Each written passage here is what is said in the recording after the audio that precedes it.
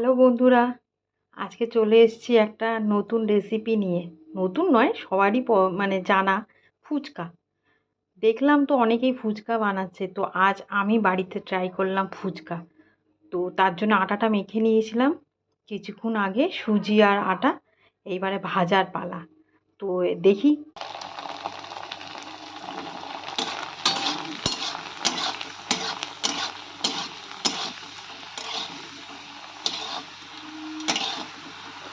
বাড়িতে তেমন একটা মনে হয় না আমি ভালো হচ্ছে। তো দেখতে পাচ্ছ বন্ধুরা, ফুলছেই না।